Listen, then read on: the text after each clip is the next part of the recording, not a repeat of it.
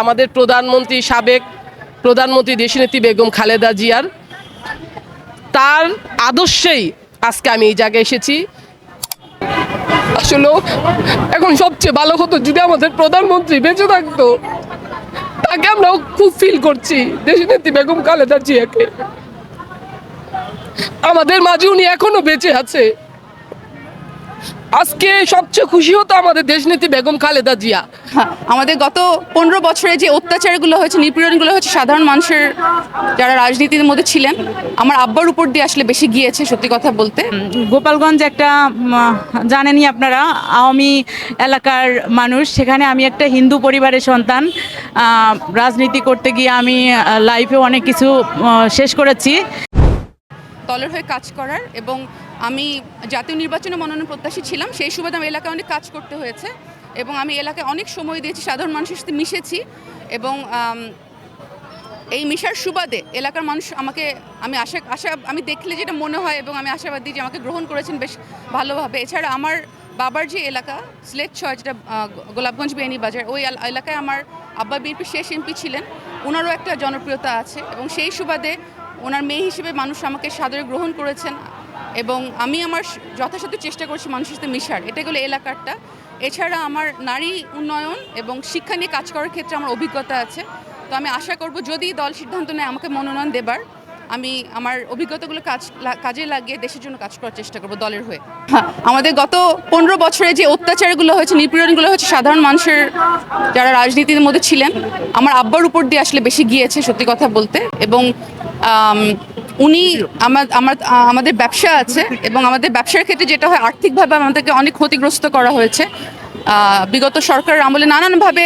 আমাদের ফ্যাক্টরিকে, আমার আব্বা যেহেতু ওটা চেয়ারম্যান ছিলেন, সেই হিসেবে আমার হাজব্যান্ড, আমার ভাই, আমাদের পুরো পরিবারকে আসলে আর্থিকভাবে যথেষ্ট ক্ষতিগ্রস্ত আমরা হয়েছি। নারীদের জন্য আসলে আমাদের দেশে, সেটা শহর ভিত্তিক হোক আর গ্রাম ভিত্তিক হোক, কাজ করার অনেক স্কোপ আছে। স্পেশালি গ্রাম ভিত্তিক তো আমি বলবো অনেক স্কোপ আছে। ওখানে আমাদের সিলেটে যে আমি যেটা দেখেছি সেটা হচ্ছে, অনেক ক্ষেত্রে পড়াশোনা শেষ করার পর একটা মেয়ের হয়তো চাকরির স্কোপটা অনেক কম, সেই সুযোগ সুবিধাও কম আমাদের এলাকায়। তো আমি সুযোগ বৃদ্ধির ক্ষেত্রে সবার সাথে মিলে কাজ করতে চাবো। আমাদের দলীয় যে উদ্যোগগুলো নেওয়া হবে, সরকার থেকে যে উদ্যোগগুলো নেওয়া হবে বিএনপির তরফ থেকে, সেই উদ্যোগগুলোতে আমি ভূমিকা রাখার চেষ্টা করব, যাতে কাজের ক্ষেত্রে সুযোগ তৈরি হয় কাজ করার। এবং মেয়েদের শিক্ষার ক্ষেত্রে আমি বলবো যে অনেক ক্ষেত্রে আমাদের স্কুলগুলোতে পর্যাপ্ত সুব্যবস্থা নেই। সুব্যবস্থাগুলো বাড়ানোর ক্ষেত্রে আমাদের কাজ করতে হবে। আমাদের জাতীয়ভাবে আমাদের সুযোগ তৈরি করা। আরেকটা হচ্ছে মাইন্ডসেটের যে প্রবলেমটা, যেহেতু সুযোগগুলি নেই, আগে মেয়েরা সবসময় ছেলেদের থেকে একটু কম হয়তো অংশগ্রহণ চাকরির ক্ষেত্রে, সেটা হয়তো কেউ রক্ষণশীলতার কারণে হতে পারে বা সুযোগের অভাবে হতে পারে। এটা আমাদের সামনে আস্তে আস্তে অবশ্যই ধারণাটা ভাঙবে, কিন্তু সময় লাগবে, এবং আমাদের উচিত সক্রিয়ভাবে সেই পরিবর্তন আনার চেষ্টা করা। 1993 সালে আমি বিএনপিতে যোগদান করি। তখন আমি কলেজে পড়তাম, ইন্টারমিডিয়েট ফার্স্ট ইয়ার। তখনই আমি আমার কলেজ সংসদে নির্বাচন করি মহিলা সহসম্পাদিকা পদে। তখন থেকে 1993 সাল থেকে এখনো পর্যন্ত আমি দলে অ্যাক্টিভ কর্মী। আর গোপালগঞ্জ একটা জানেনই আপনারা, আওয়ামী এলাকার মানুষ। সেখানে আমি একটা হিন্দু পরিবারের সন্তান। রাজনীতি করতে গিয়ে আমি লাইফে অনেক কিছু শেষ করেছি। আর শহীদ প্রেসিডেন্ট জিয়াউর রহমানের আদর্শে আমি বিএনপিতে গণতন্ত্রের মানুষ মা বেগম খালেদা জিয়ার হাত ধরে এই পদার্পণ করি ছাত্র রাজনীতিতে। বর্তমানে আমি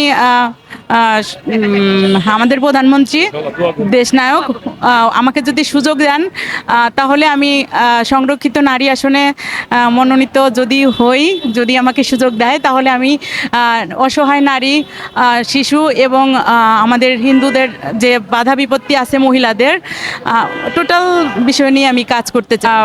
মহিলা সহ সম্পাদিকা পদে ছিলাম। আর বর্তমানে আমি সুপ্রিম কোর্টে আছি। অ্যাডভোকেট নিতাই রায় চৌধুরী, যিনি মন্ত্রী, আমি ওনার জুনিয়র কাজ করছি। যেহেতু আমার কমিটি 4 বছর, আহ্বায়ক কমিটি থেকে আমাকে পূর্ণাঙ্গ কমিটি দিয়েছে, তাহলে মামলা তো অবশ্যই খাইছি। আর আপনারা মিডিয়ার বাইরে দেখেছেন যে প্রতিটা আন্দোলন সংগ্রামে কিন্তু আমাদের দক্ষিণ মহিলা দল সবসময় ভূমিকা পালন করেছে। আমার সাথে আমার যেই মেয়েরা আছে এখানে সবাই কিন্তু মামলা খেয়েছে, সবাই জেল খেটেছে।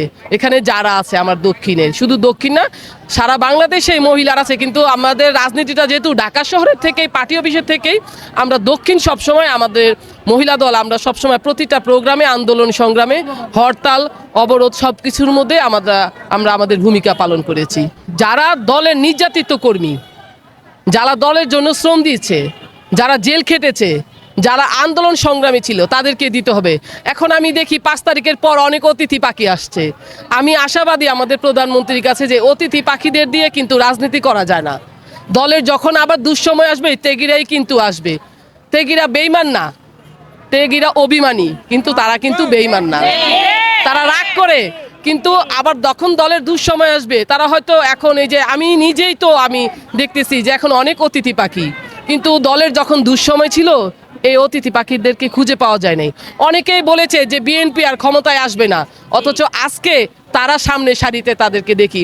আমরা যারা তেগি আমাদের খুব কষ্ট লাগে তাদেরকে দেখে। আজকে আমি এখন পার্টি অফিসে আসলাম, এখানে দেখলাম অনেকে নমিনেশন। হ্যাঁ, এটা একটা গণতান্ত্রিক দেশ, সবারই অধিকার আছে, সবাই নিক, কিন্তু দল এটা বিবেচনা করবে। আমাদের প্রধানমন্ত্রী আছে, স্থায়ী কমিটির সদস্য আছে, তারা মিলে এটা বিবেচনা করবে কাকে মনোনয়ন দেবে কি দেবে না। নিয়ে উন্নয়ন আপনি দেখেছেন, দেশনেত্রী বেগম খালেদা জিয়া যখন প্রধানমন্ত্রী ছিল, উনি কিন্তু নারীদের জন্য শিক্ষার যে প্রথম 8ম শ্রেণী করেছিল, পরবর্তীতে উনি ইন্টার পাস নারীদের জন্য করেছে বিনামূল্যে। তারপরে নারীদের বিভিন্ন আমাদের শহীদ রাষ্ট্রপতি জিয়াউর রহমান নারীদের বিভিন্ন কর্মসূচি কিন্তু করেছে, বিভিন্ন কর্মসংস্থান তৈরি করেছে, যেমন মহিলা সংস্থা, তারপরে যুবক, বিভিন্ন অনেক সংস্থা আছে যা তারা নারীদের জন্য করেছে। আমি সেই আমাদের প্রধানমন্ত্রী, সাবেক প্রধানমন্ত্রী দেশনেত্রী বেগম খালেদা জিয়ার তার আদর্শেই আজকে আমি এই জায়গায় এসেছি।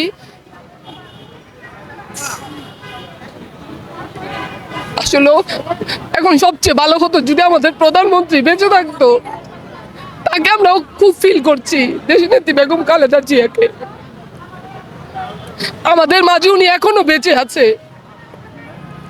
আজকে সবচেয়ে খুশি হতো আমাদের দেশনেত্রী বেগম খালেদা জিয়া, আজকে যদি উনি বেঁচে থাকতেন। তা আসলে আমাদের দেশনেত্রী বেগম খালেদা জিয়ার জায়গা এটা কেউ পূরণ করতে পারবে না। আমরা অন্তপক্ষে নারীরা আমরা ফিল করি, আমরা মেয়েরা আমাদের প্রধানমন্ত্রীর জন্য।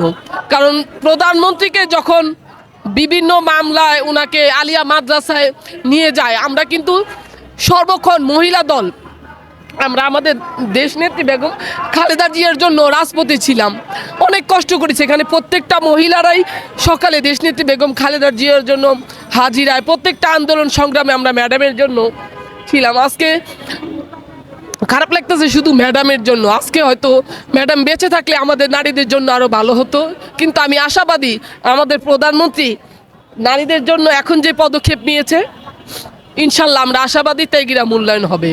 আসলে এটা জামাতের পক্ষেই সম্ভব, কারণ জামাত এমন একটা গুপ্ত সংগঠন, এদের মা বোন আমার মনে হয় না আছে। আর তারা যদি থাকতো, আর আপনি দেখেছেন যে জামাতের আমির উনি কিন্তু কিছুদিন আগে উনি বলেছিলেন যে কর্মজীবী নারীরা, আমি আর দ্বিতীয়বার বলতে চাই না কি বলছে এটা আপনারা জানেন, কর্মজীবী নারীদের নিয়ে উনি একটা বাজে মন্তব্য করছেন।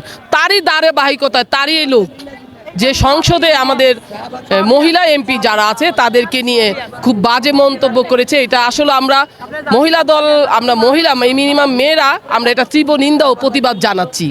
যে একটা সংসদে গিয়ে আমাদের নারীদের নিয়ে কেমন একটা বাজে মন্তব্য করা, এই লোককে কে ভোট দিয়েছে, যার সে এলাকা থেকে কিভাবে পাশ করেছে আমি জানি না।